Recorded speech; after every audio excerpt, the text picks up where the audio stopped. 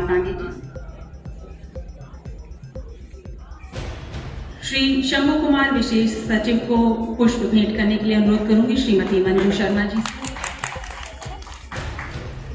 श्री उदयभान त्रिपाठी विशेष सचिव को पुष्प भेंट करने का अनुरोध श्री भगवती सिंह संयुक्त शिक्षा निदेशक से। श्रीमती नेहा प्रकाश विशेष सचिव को पुष्प भेंट करेंगे श्री सुरेंद्र कुमार तिवारी संयुक्त शिक्षा निदेशक। श्री जयशंकर दुबे विशेष सचिव माध्यमिक शिक्षा को पुष्प भेंट करेंगे डॉक्टर मुकेश कुमार सिंह जिला विद्यालय निरीक्षक लखनऊ। पुनः मंच पर आप सबका हार्दिक स्वागत और अभिनंदन करते हैं और मंचासीन समस्त अतिथियों की माननीय राज्य मंत्री जी का पुनः हृदय से अभिनंदन एवं स्वागत करता हूं, जिन्होंने कार्यक्रम में पधार कर हम सभी को प्रेरित एवं अनुग्रहित किया है। एक सुसंस्कृत राष्ट्र की स्थापना को साकार कर रहे हैं। इस अवसर पर यहाँ उपस्थित सभी शिक्षकों तथा समारोह के आयोजक मंडल को बधाई देते हुए ये अपेक्षा करती हूँ कि जिस तरह से डॉक्टर सर्वपल्ली राधाकृष्ण जी का जीवन परहित के लिए समर्पित किया गया और उच्च आचरण और उच्च आदर्श से उनका जीवन प्रेरित था, उसी तरह से आचरण करते हुए शिक्षा की प्रगति में आप भी अपना बहुमूल्य योगदान प्रदान करें। उपस्थित हमारे विशेष सचिव श्री शंभू जी, विशेष सचिव श्री उदयभान त्रिपाठी जी, विशेष सचिव श्री जयशंकर दुबे जी, विशेष सचिव नेहा प्रकाश जी, हमारे निदेशक श्री विनय पांडे जी, जिनको मुझे पहले संबोधित करना चाहिए था, मैंने जान के उनको बाद में लिया। स्वयं एक आदर्श शिक्षक के रूप में, एक आदर्श राजनेता के रूप में, एक सीधी सादी गृहिणी के रूप में और कई बार जिन्होंने विधानसभा का प्रतिनिधित्व किया, ऐसे हमारी माध्यमिक शिक्षा राज्य मंत्री आदरणीय श्री गुलाब देवी जी और यहाँ पर उपस्थित सभी सौभाग्यशाली शिक्षक वृंद। और इसलिए एक समाज का उन्नयन का जो मापन है वो किसी भी देश के, किसी भी प्रदेश के, किसी भी शहर के शिक्षकों की द्वारा किए जा रहे अध्ययन अध्यापन के क्रम से उसका आकलन हो सकता है। मैं आज शिक्षक दिवस पर सभी को बधाई देता हूं। आप जानते हैं कि 2017 से 2-2.5 महीने चलने वाली माध्यमिक शिक्षा परिषद की जो परीक्षाएं होती थी 15 दिन और 12 दिन में संपादित होती है। आजादी के बाद जो हमारा पाठ्यक्रम का परिवर्तन नहीं हुआ था, पहली बार एनसीईआरटी का पाठ्यक्रम का परिवर्तन हमने पहली बार करने में सफलता पाई और उत्तर प्रदेश में जो शुल्क नियमन अधिनियम है उसको माननीय उच्चतम न्यायालय तक का उसकी सहमति प्राप्त होने में हमने सफलता पाई है। हमने शिक्षकों के बारे में तमाम प्रकार के नव प्रयोग किए हैं। उनके प्रशिक्षण के संदर्भ में, उनके स्थानांतरण की प्रक्रिया को पारदर्शी बनाना कि मोबाइल पे ही आप अप्लाई करो और जहां पर रिक्त पद है उसकी वरीयता दीजिए।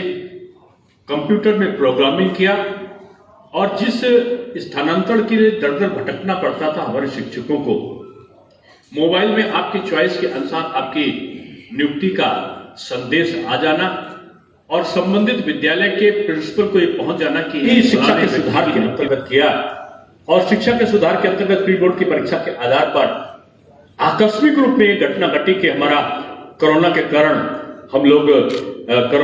हम लोग नहीं कर सकते थे परीक्षाओं को। उसमें एक फॉर्मूले के तहत बच्चों को उत्तीर्ण करने का काम हुआ। कई बच्चों को प्रमोशन देने का काम हुआ जिनके अंक नहीं मिले और उच्च शिक्षा के द्वारा और माध्यमिक शिक्षा के द्वारा हमने एक शासनादेश निर्गत किया जिसमें किसी भी बच्चे को प्रवेश से जिनको प्रमोशन दिया गया है नहीं रोका जाएगा, ना ही उच्च शिक्षा में और ना ही माध्यमिक शिक्षा में इस प्रकार की व्यवस्था की। यानी विद्यार्थियों के हितों की संरक्षण, अध्यापकों के महत्व को की कॉपी चेक करें तो उनको उसी वर्ष उनका भुगतान हो जाए, जो उनके रिटायर हो तो उनको अवशेष का भुगतान उनको तत्काल कर दिया जाए, उनका स्थानांतरण ऑनलाइन हो जाए, सभी की जो मार्कशीट हैं वो ऑनलाइन उपलब्ध हो जाए, उनका सत्यापन का, उनके सर्टिफिकेट का, उनके अंक तालिका का सत्यापन ऑनलाइन हो जाए।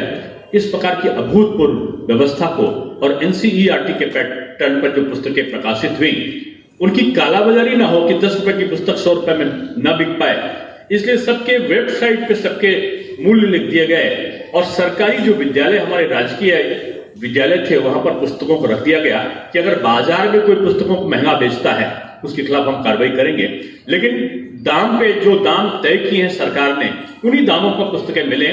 ये राज्य के जो हमारे विद्यालय थे उनमें हमने इस प्रकार की व्यवस्था किया। शिक्षा की शुचिता, पारदर्शिता, और जैसा कि शंभू जी बता रहे थे कि हमारा पहले ही एक लक्ष्य था कि नकलविहीन परीक्षा हो, गुणवत्तापरक शिक्षा हो, सुखी मन शिक्षक हो, और हम सब मिलकर इस प्रकार से एक नया समाज का गठन करने की तरफ अग्रसरित हो सके। इस संकल्पना के साथ विगत 15 वर्षों में अगर आप देखो तो 48 केवल विद्यालय बने थे, 250 से ऊपर हमने नए माध्यमिक विद्यालय बनाए, 75 से ऊपर हमने डिग्री कॉलेज बनाए। अगर विभिन्न क्षेत्रों को मिला लिया जाए तो 12 से ऊपर विश्वविद्यालय बनाने में हम सफल हुए हैं। 166 दीनदयाल उपाध्याय मॉडर्न स्कूल हमने बनाए हैं, और इनके लिए पहले उच्च लेवल तक का ये जाती थी एप्लीकेशन, और कई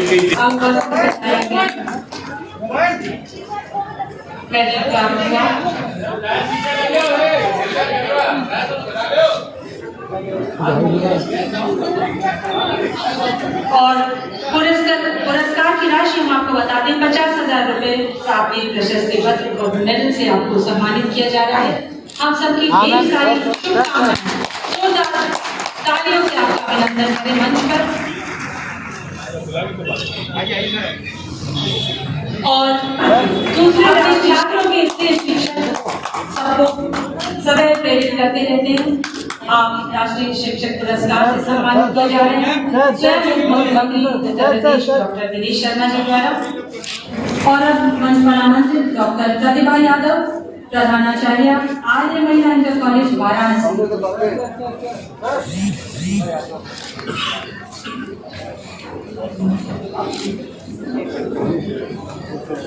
आर्य महिला इंटर कॉलेज वाराणसी अध्यापक प्रधानाचार्य के लिए आपको सम्मानित किया जा रहा है स्वयं मुख्यमंत्री डॉक्टर दिनेश शर्मा जी के कर कमलों द्वारा।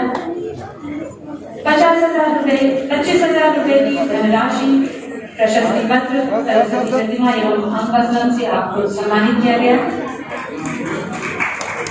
और मंच पर आमंत्रित जैन कन्या इंटर कॉलेज मुजफ्फरनगर की प्रधानाचार्य डॉक्टर कंचन प्रभा। मंच पर हम आपका स्वागत करते हैं, अभिनंदन करते हैं। ढेर सारी बधाइयां डॉक्टर कंचन प्रभा को। स्वयं मुख्यमंत्री डॉक्टर दिनेश शर्मा जी के कर कमलों द्वारा शुभकामनाएं।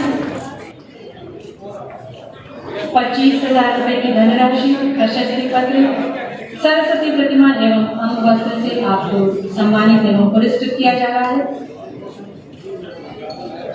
सीएटी इंटर कॉलेज प्रयागराज की डॉक्टर त्रिभुवन प्रसाद।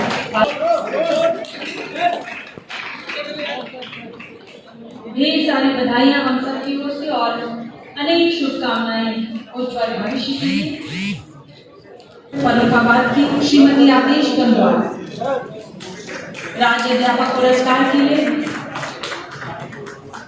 25,000 रुपए की धनराशि, प्रशस्ति पत्र, सरस्वती प्रतिमा एवं अंग वस्त्र से आपको सम्मानित किया जा रहा है श्रीमती आदेश गंगवार।